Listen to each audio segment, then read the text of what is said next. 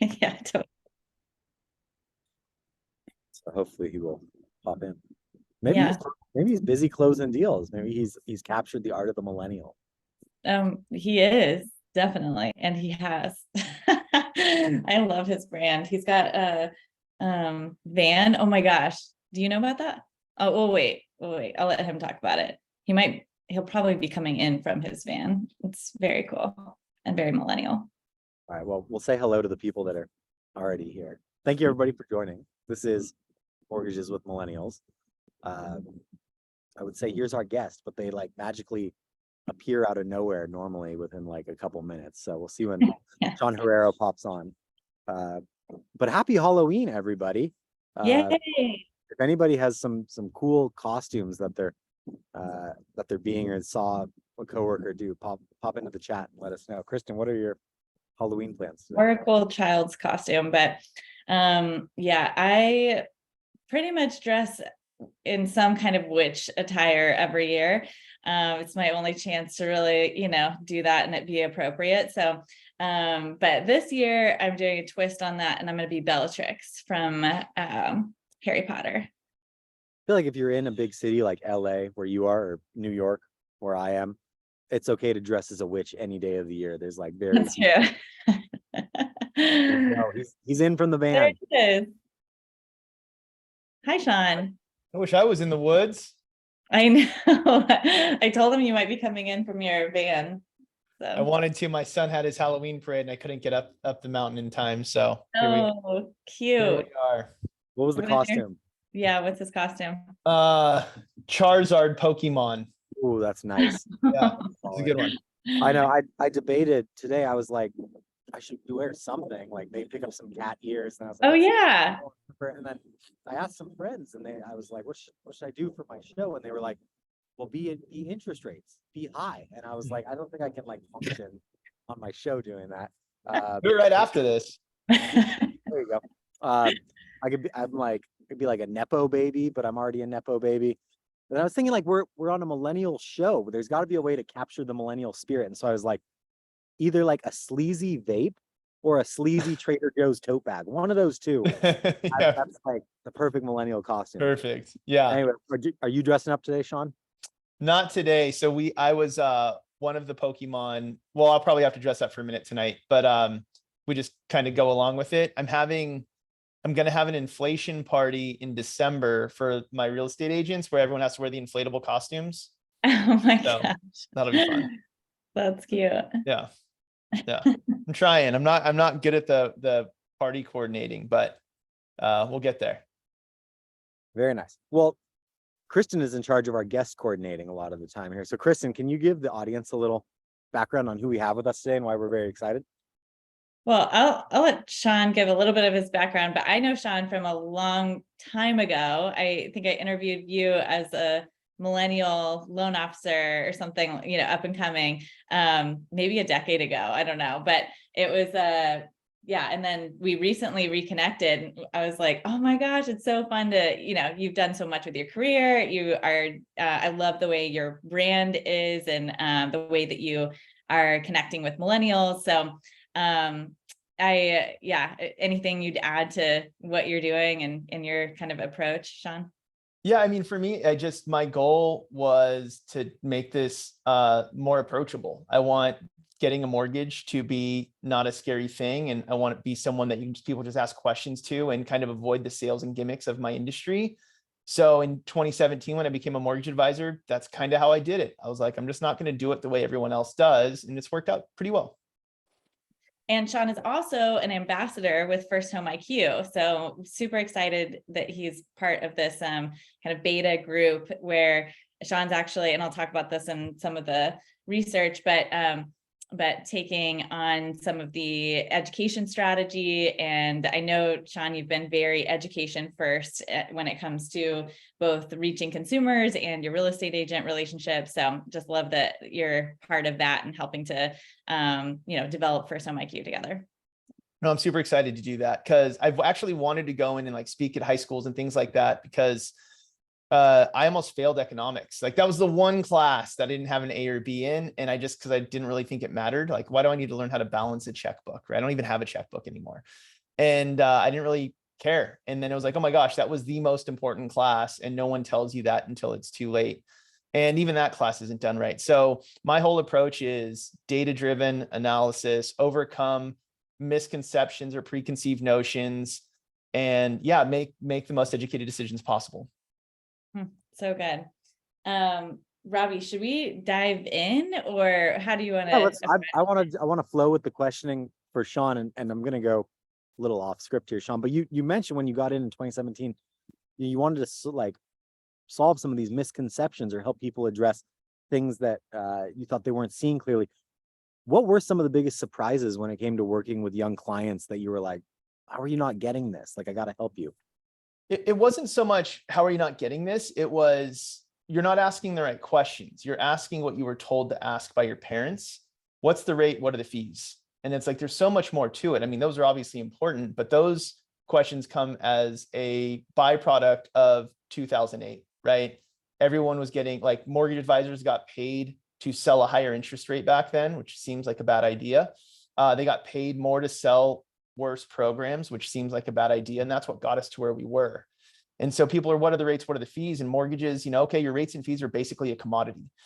Well, then what am I supposed to ask? Like, now I don't know what to do anymore, right? And that's where I was like, okay, let's dive into the details. Let's really look at how this works. Let's look at how your house is actually a tool, how a mortgage can be a tool, and why paying cash may not be the best thing, why owning in cash may not be the best thing, and just break down all these barriers. The bigger part in 2017 was kind of had a chip on my shoulder about how mortgage advisors worked, because they were my clients for the past 15 years prior. That's who I served, was mortgage advisors.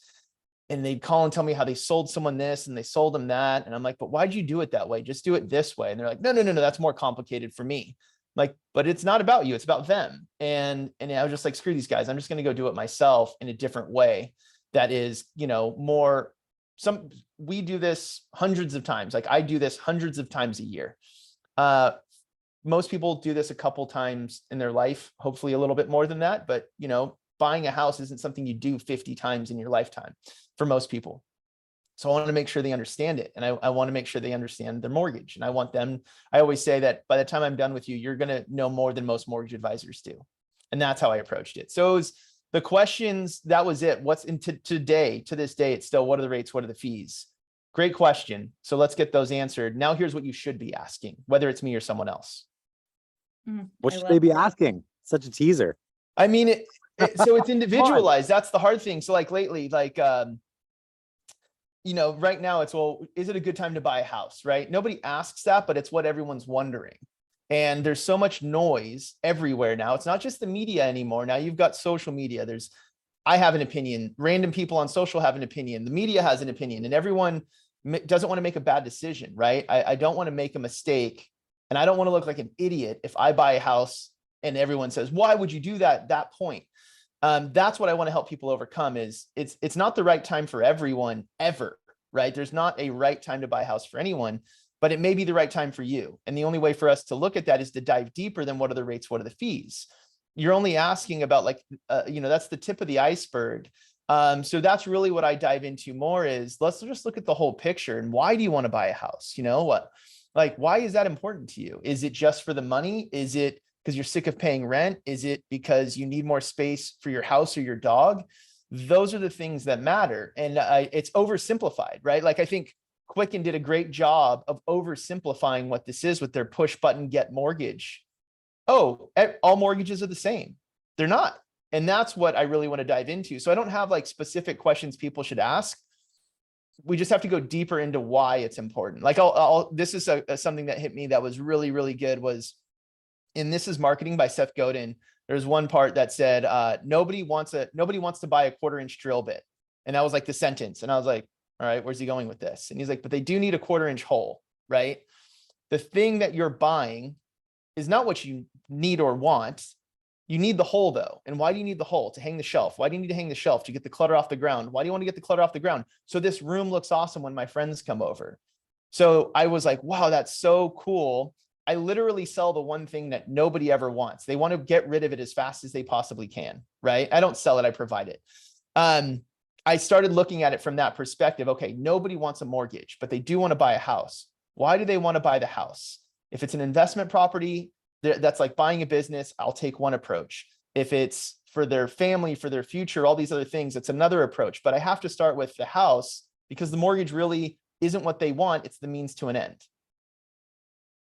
That's so good. I think so often our consumers see mortgage professionals as a means to the end. And whenever you are providing the kind of advice that you're talking about and educating people to feel empowered as well as achieve their goals ultimately, then you're coming into the inner circle and you're then seen as not just a, go-to mortgage professional, but you're seen as someone who like helped them achieve their goals. And that's a huge difference from a means to the end to like a transactional relationship. Yeah, and that's how I saw it. And I guess I'm very self-aware and self-analytical, if that's a word. But it's like, okay, I am the means to an end. Most people are approaching this as I was told I needed a pre-approval by my realtor. You're the guy that told me to get it from. Give me my letter. Okay, let's go. Great. I know why you're here now and I understand, but maybe I can help them to see further than that. Some people don't. Some people see me as, thanks, Shawn, I got my mortgage, I got my house. I'll never talk to you again. Most don't. Most see me as what you described. And that's why, like, I can think of one client I just helped where he was referred to me by 3 separate friends that helped him buy his house. So I've become like, oh, you got to use my guy. Like everyone has a mechanic. You've got to use my hairstylist. I want to be you've got to use my mortgage guy. That's so good. So I'd love to get into some practical strategies, but Robbie, you seemed like you were about to say something. So. Well, Shawn, a big topic a recurring topic on this show has been education versus selling. It's about educating people and that's how you win their trust versus people can tell when you're just trying to sell them something. And so you had mentioned you worked with mortgage advisors for 15 years. How do you feel like you can genuinely connect with clients and have that trust and rapport rather than feeling like, yep, it's a commodity, in and out, and you're done with me and never going to see me again? That's a great question. I think it just comes from showing instead of telling. So, one of the things is everyone says, what's your rate, right? So, I got quoted 6.875 from this lender, and this lender told me 7%, and this one told me 6.75. And I say, I'm going to let you choose. What do you mean you're going to let me choose? Well, there's a range of rates available every single day. And what we're going to analyze is one worth buying over another? Is it worth spending more money up front to buy savings over time? Well, how come no one else told me that? Because it's easier for them not to, right? If they just tell you your interest rate, then that checks the box and it's just easier for them. I'm going to spend a lot more time educating on this process.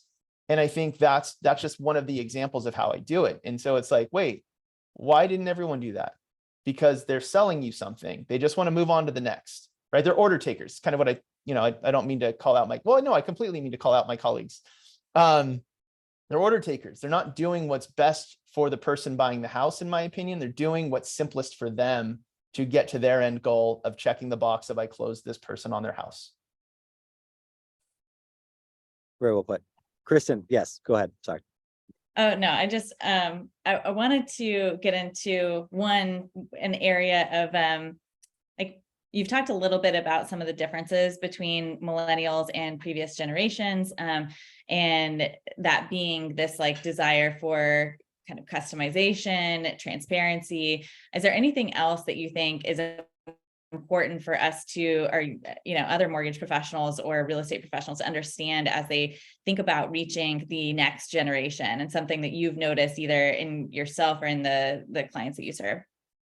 I like this question. So yeah, I think in a world where everything's moving to AI, like a lot of the conferences I go to are all about how to use ChatGPT to write things for you, to simplify this, to pull people into your funnel, and then your funnel auto responds to all these things. And you can remove yourself from the transaction. We think people want to speak to robots more, and they don't. I think people want human connection more so now than ever because there's so many robots talking to them. And I wouldn't even say that's, specific to millennials, I think everybody kind of wants that. Well, not everyone, like a large majority though, because those things make it easier and simpler for the mortgage advisor or the real estate agent to reach more people, but it doesn't mean it creates a better experience for the person who wants to buy the house. And that's what everything comes down to for me is, how do I improve the situation for this person? And to answer your, kind of looking at different generations, the people who choose me are millennials or younger. I don't work with a ton of people that are, I'd say 55 plus. They just don't come to me. It's not by design. It's not on purpose. But maybe they don't appreciate all the, the website I'm going to build for them, all the data-driven stuff. They just want to know what they've always known. I'm not willing to do that, right? So I think, that is something I would say is different generation to generation. Is I think maybe the next generation does want a little more education because maybe they saw their parents lose their house in 2008. Maybe they went through that process when they were in high school or whatever the situation was.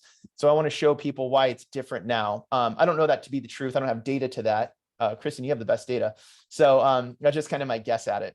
Yeah, absolutely. I think there's so much fear and anxiety that whether or not they personally experienced, their families losing a home or whatever in 2008, that is a constant conversation. Actually, something we've talked a lot about on here, and I talk about incessantly, is this like growing distrust in institutions and mortgage professionals.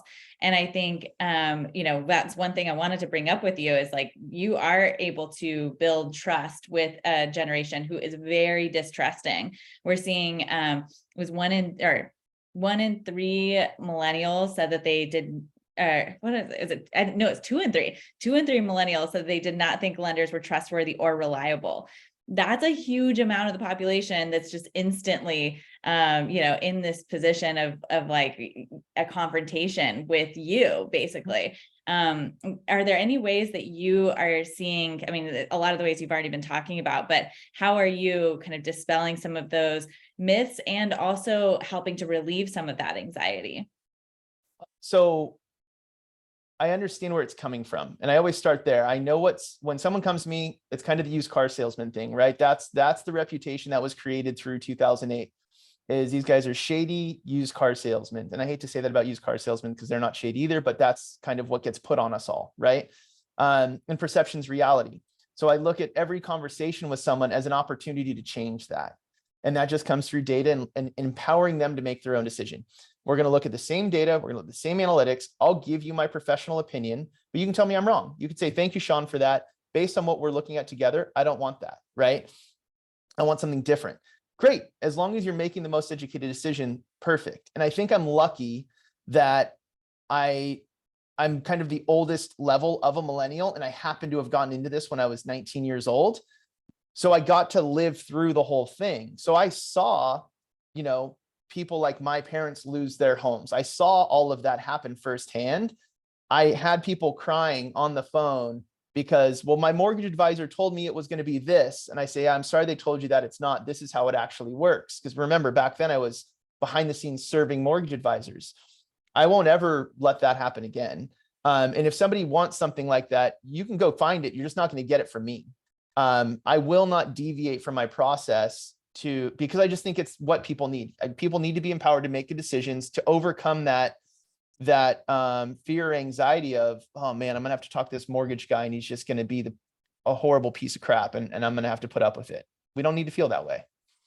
Yeah, gosh, that is so amazing to be that transparent too. And it instantly relieves people. I want to get into how you ever get to that conversation, because a lot of people, and this is one of the things that we're, working on with First Home IQ too, is to like help people introduce them to this topic earlier. But a lot of people are coming to you way later than they needed to a lot of times, but because they're nervous of having that conversation and also don't know anybody.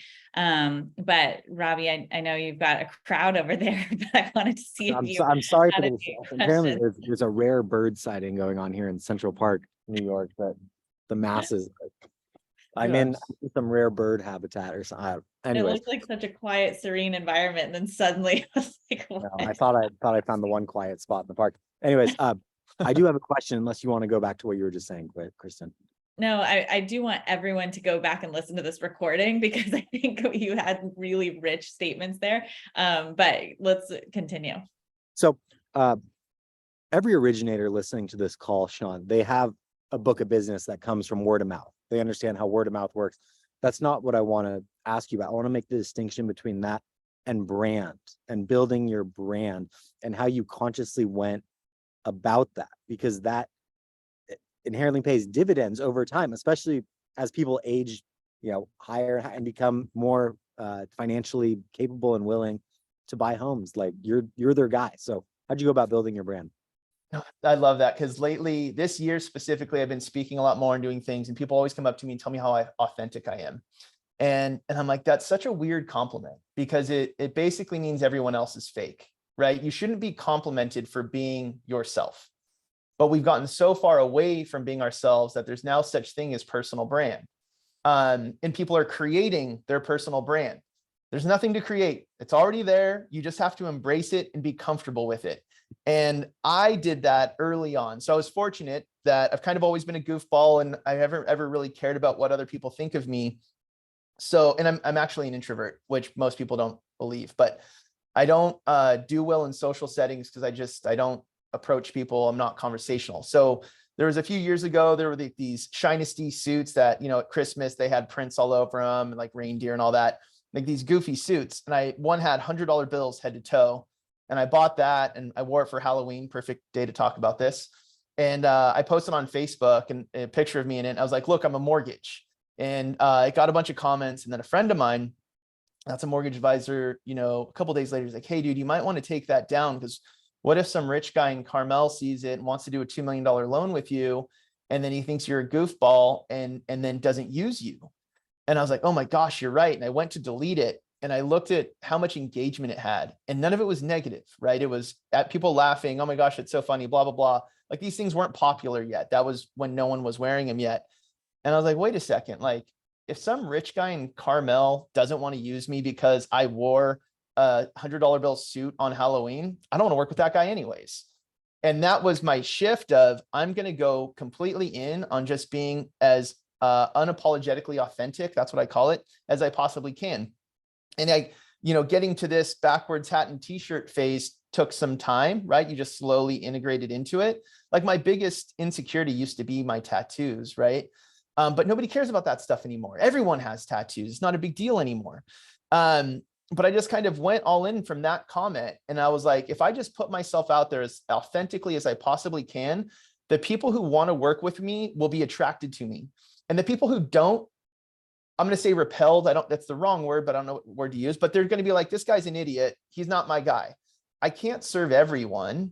So, I just want to find a way to find the people I want to work with. It gets more fun, right? If you enjoy working with each other, this whole experience is better for everybody. I'll help anyone that wants me to help them, but I know that I won't help everyone, and I'm not scared of that anymore. And that's, I think, where the personal brand came from. And then, the adventure lender thing, because that's what people think of as we're thinking of personal brand, was my Instagram handle is your personal brand. I'm like, dude, that's just a name on Instagram. But all I did was post pictures of me rock climbing and free diving and doing the things I enjoy. And people were like, oh, you're so adventurous. And I was driving to Truckee one time, and I was just like going up the freeway, and I was like, adventure lender, that sounds kind of cool. And it stuck. And people were like, man, could you just, like, I had a marketing guy that I was talking to. He's like, I want you to change your handle back to Shawn Herrero. He's like, can you do that? I was like, dude, more people know me as adventure lender than anything else. I can't at this point. But that was just all very organic. Like, I didn't do a mastermind to figure out my personal brand and how to be myself. I just was myself. And I've been trying to make a point, like yesterday, I'm trying to work out of my van more, because that was a big, important thing for me. Yeah, there he is. Yeah. That was a big, important thing for me. And I got away from it yesterday. I went climbing by myself for like an hour. And then I went and worked from the van using Starlink up where there's no service. It was epic. And that's what fulfills me. So it's like, I'm in a role where I get to help people and kind of control the environment I'm in at the same time. Why am I not taking advantage of it more? I'm so jealous that you're outside. I really am. Yeah. I thought you just came in from the van. No? No? It's my only car. Like, that's the only car I have. So. I just say I on a personal note here, and sorry for the people that are listening. I spend a decent amount of time in Truckee, so next time you're heading up Oh, that way, cool. reach out. I'd love to. Hell yeah, love to nice. Yeah, that'd be great. jump in a lake or something. Let's do it. Yeah, do it. Yeah, it's funny. The most common like compliment I get about my speaking is that I'm authentic. And a lot of times I'm like, is that a good thing? I don't know. But I have started embracing that and being like, I'm going to be who I am. And if you want something more polished, then that's not gonna be me, and I think that is where the generation is moving to, is that people want to know that they're talking to someone who is being themselves. And I think that's what attracts a lot of people to you. And I'm curious, you work with a lot of first-time home buyers, and so that requires a lot of education. Is there any kind of approach you take in terms of like carrying people through a process, or, anything tangible that people can take away in terms of, here's how you take someone who knows nothing going through this process? Yeah. So the first conversation I have, once I get to talk to someone, I don't do a loan application out of the gate. That is the second step, not the first step. I don't know what they need yet. So why would I start with that?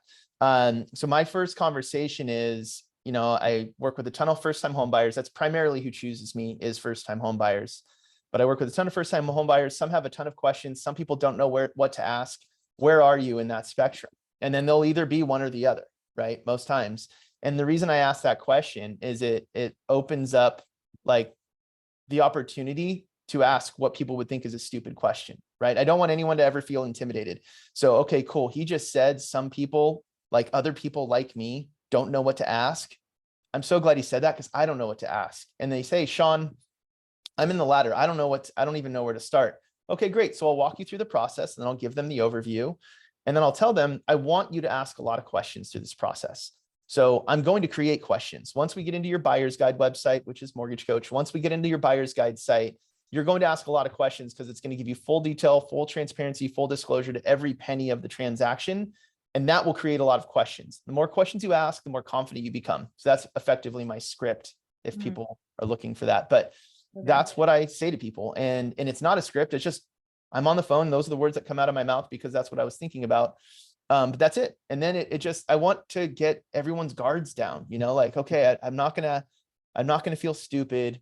I can ask him anything.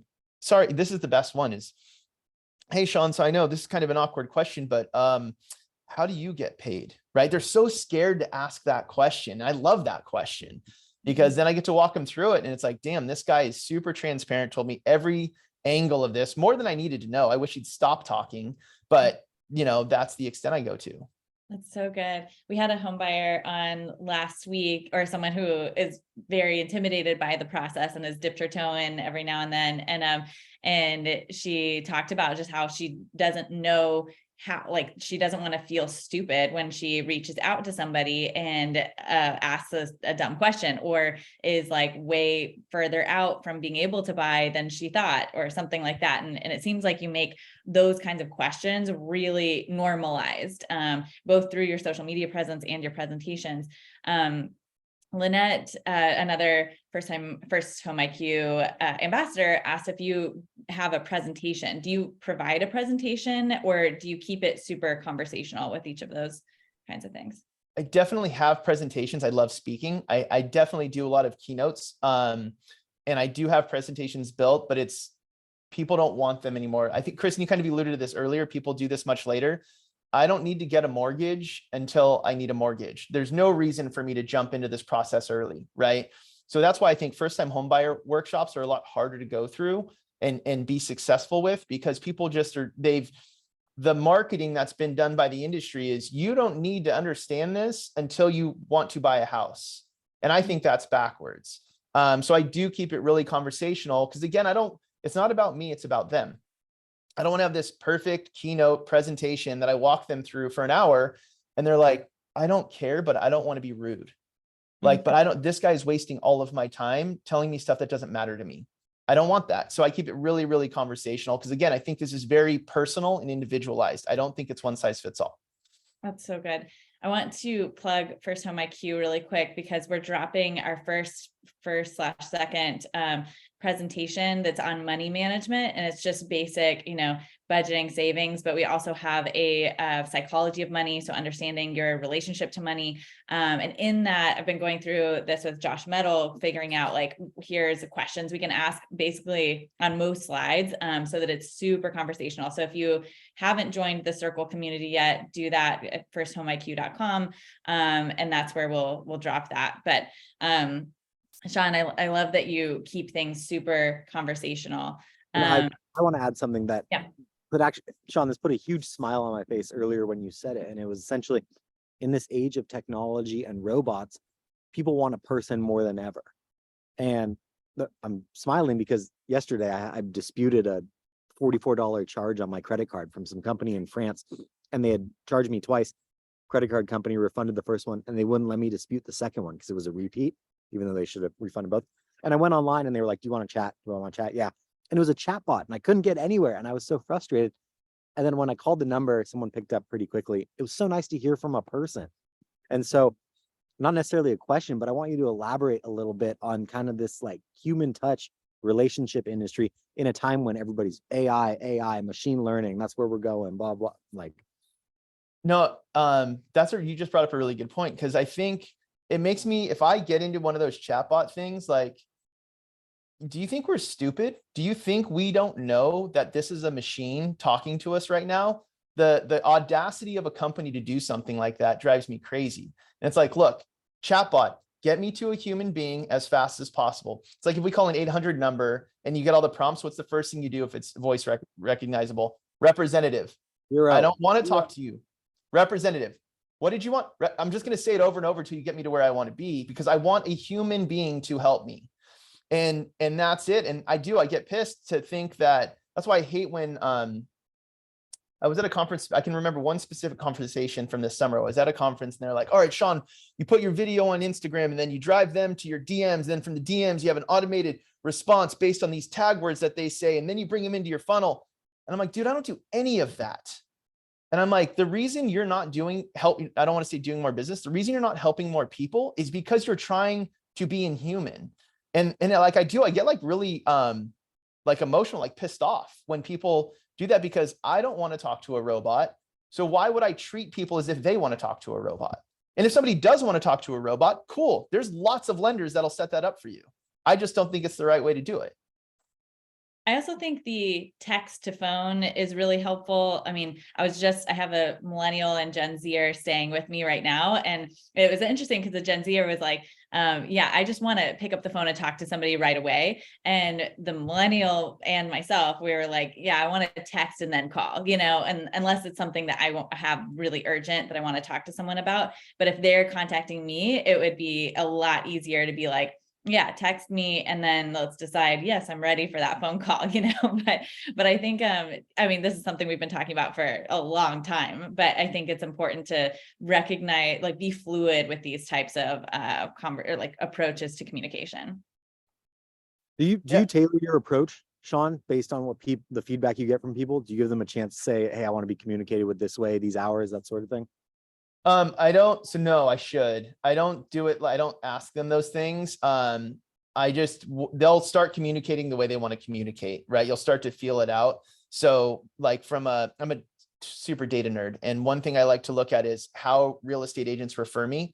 So a lot of times they'll say, oh, Shawn, I gave someone your phone number, or they'll start a text intro, or they'll do an email intro. For the way that I work, the email intro works so much better than anything else. And they're like, well, why? And I'm like, what do you do when you get a text from a number you don't know? So if you're a real estate agent, you say, hey, John, I wanted to introduce you to Shawn Herrero.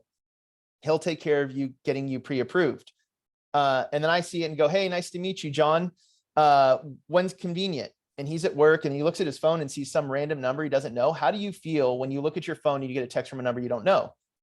Who is this? Like, guards up, right? And so I feel like it, and text also feels very urgent, right? I feel the need to reply quickly. With email, the same intro, I reply with a very soft opening. And I think being in finance, it's a little more professional to be on email. People don't even reply to my response. They just set up, all of a sudden I have a meeting on my Calendly, right? Because it's, hey, thanks for the introduction. It's nice to meet you. I want to make sure any questions you have are answered. Click here to look at my calendar, find a date that's convenient for you. We can do a call or a Zoom, whatever's better for you. If it is urgent, feel free to call me anytime. I put them in power. They don't feel like I'm selling them or forcing them into something. And that wasn't by design. I'm just paying attention to what's happening around me. And all of a sudden it's like calendar, hey, you have a meeting on this date. And I'm like, I wonder where that person, and that, oh, that's right. So-and-so introduced me. It works so well. And I have to teach real estate agents, look, I'm not saying you have to do it this way. I've just found that it is far better for everyone involved if you do it this way. That's so good. I hope everyone listened to that. I'm going to start doing that. I'm overwhelmed with with my email and like introductions that Dave sends me or whatever. And I think this is a great approach for anyone in any type of business to be able to put the consumer in power or put the other person in power of connecting with you the way that they feel most comfortable with. Seems to work. Yeah. So we're 10 minutes out from the show. I can't believe how much this has just flown by. I loved what you've been saying. I have a few slides I could run through, but I don't want to take away from the conversation. And Robbie, I know you have a market update. Do you want to give a market update and then we can kind of close out? Or sure. And I have one last question for you to mull over while I'm doing my market update. And that is, we get told the mortgage industry is stale and pale so much and people are old. Are there things you've noticed that the older generation might not even realize that they're doing that's turning off the younger generation? So think about that while I give my market update. It kind of disconnects between the generations here because you've been doing this for a while. So I will keep this brief since we are running out of time. Rates are high. We know that. There's still a lot of upward pressure on rates, whether that's kind of this higher for longer narrative from the Fed, whether that's other countries balancing out their balance sheets in US denominated currencies, whether that is the US economy itself looking less likely to go into a recession than it was several months ago. We're hearing less predictions of a recession. There's still some upward pressure on rates. We learned last week that real GDP in the third quarter was 4.9%, which is huge. That's nowhere near a recession, which on one hand, that would normally be good that the economy is booming, but not when the Fed's trying to fight inflation like they are. And I guess within that GDP number, residential investment rose at a nearly 4% annualized pace, which was the first increase in 2.5 years. That's from builders moving to speed up delivery of homes. We also saw last week that new home sales in September rose 12.3%. And as I mentioned last week, existing home sales make up a much larger percentage of the overall market than new home sales. But it's still good to see new home sales increasing. Some welcome relief for people that are looking to get into homes one way or another. Looking toward this week, we have some central bank decisions. Most notably, the Fed comes out tomorrow. The expectation is there will be no raise in interest rates. They'll stand pat and kind of see wait and see. However, we will receive payrolls this Friday, which could shift the December Fed's decision one way or another. It used to be about a 1 in 3 chance priced into the markets that the Fed was going to hike in December a couple weeks ago. Now it's about a 1 in 4 chance, but another robust payrolls report could change things. And we'll also receive Chair Powell's press conference after the meeting. We'll be able to see what he has to say. But don't expect the Fed to make a change this week. Don't expect rates to drop anytime soon. And then we'll see what payrolls have done after they've surprised to the upside the last couple of weeks. So there's your market update. Love that. Yeah. Any thoughts on that, Shawn, before I share a quick snippet and we close? I need to be on TikTok is what I've heard. I need to get that on TikTok. Well, so should I answer the question at this point or not yet? Dealer's choice. Go ahead. So the only thing I think is the difference is stop selling and start serving. That's the number one thing I would say, and stop talking and start listening. I think a lot of times people from, if you've been doing this for 20 something years, you were taught to sell. Don't sell anymore, just serve and listen. And that works far better. And just be an advisor instead of somebody who is an order taker. Were you saying something? I was waiting for feedback on my market update. Oh, I have that too. Okay, I have that too. Yeah. No, I one thing that I've kind of been saying lately is I really don't care what interest rates are because we can't change or control them anyways. So why do we worry about that? We just need to help people in the current situation to find their way home.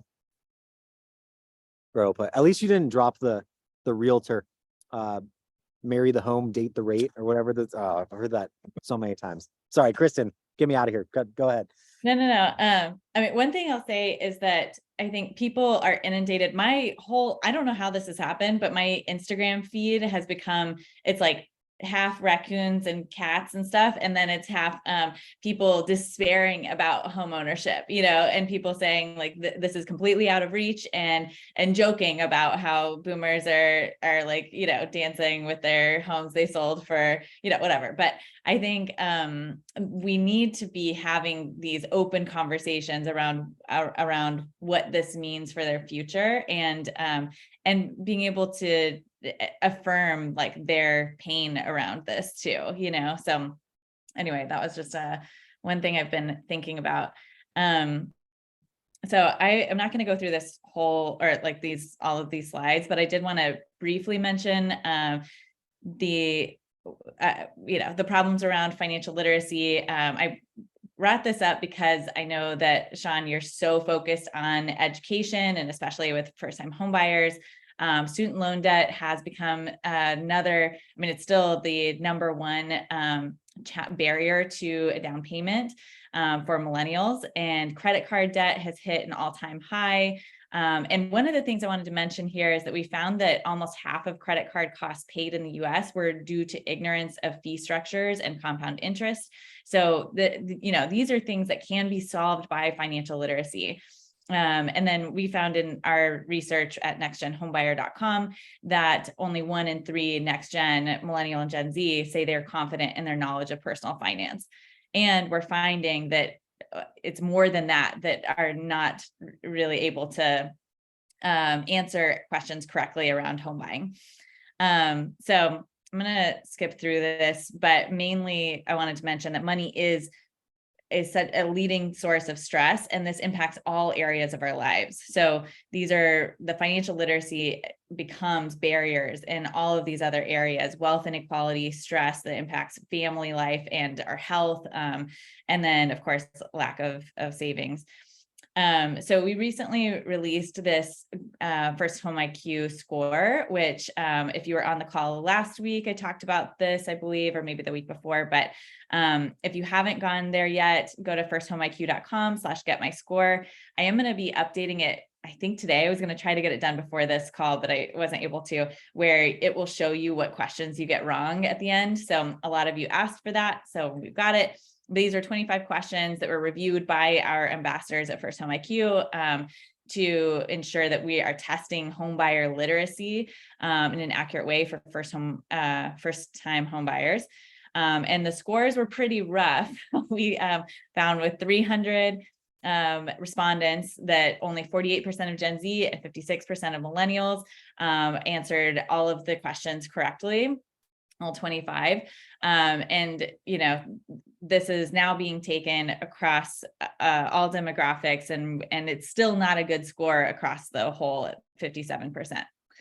So again, you can go to firsthomeiq.com/getmyscore. And at the bottom of this, you can take the quiz, but then at the bottom, you can see the report that has specific questions that I call out, like down payment was it was over, I think the majority of people thought you needed to put 10 or 20% down to buy a home. So things like that are called out in the data. And then I also wanted to mention briefly that we have our first presentation. I already said this, but that includes speaker notes in there. So I'll be dropping that in the Circle community today or maybe tomorrow, but as the November kind of launch of that. And we're working towards this kind of certification program where we have courses taking people from basic financial literacy all the way through buying a home that you guys can use for free and share with consumers. We have professional video content that we'll be adding to that. Some of this is there, but the video content is coming. So anyway, just want to encourage all of you, if you're not involved yet, to join First Home IQ. If you go to the website, you can access all of that information. And then Shawn is helping with getting this playbook put together, and a few others are are doing this. If anyone here is connected with anyone at a school, would love that feedback from that person, to review this and say, yes, this is the right person to contact at a school to set up a financial literacy presentation, or, just review some of those steps. I think that would help fast track this playbook on setting up education outreach programs, again, across the country. We have nearly 200 people who have signed up for the program. We have 80 people in the wait list for the ambassador program. There's a lot of opportunity here to have huge impact around increasing financial literacy with the next generation. So would love your involvement there. And thanks again. I'm trying to stop sharing, but okay. Thanks again, Shawn, there we go. Shawn, for your involvement on that. And anything you'd add to kind of the mission around financial literacy, or why you are specifically passionate about that? I mean, I kind of saw it going. So I didn't go to college because I didn't want to be in student loan debt, and I have a 20-year-old son, right? So I am watching it happen, and call me a conspiracy theorist, but the idea of when you turn 18, you're able to borrow tens, if not hundreds of thousands of dollars to go to school. And then they'll just throw credit cards at you nonstop because you've had not enough money to buy what you want. And now you do. The system is made to put us in debt as early as possible. And the sooner we understand that, and the sooner we educate people on that, the sooner they'll build wealth instead. My goal is to teach my 20-year-old what I'm learning at 40, and he wins, right? And my littler kids win even more. So that's why that's so important to me. Oh, that's so good. I love that. Thank you so much for sharing such practical information on this call, and your passion has been very inspiring to me, and I know everyone on this call. Robbie, anything else you'd add as we close? Shawn, this was great. Kristin, the people want the recording. Hopefully we can get that out. And then people in the audience, sponsorship. Hey, the show can't be around forever without sponsorship. So if you enjoy it, no company that has some ad spend to throw out there, let us know. Yes, thank you everybody for coming on. Thank you guys for having me. Thank you so much, Shawn. All right, talk to you guys soon. Bye. Thanks.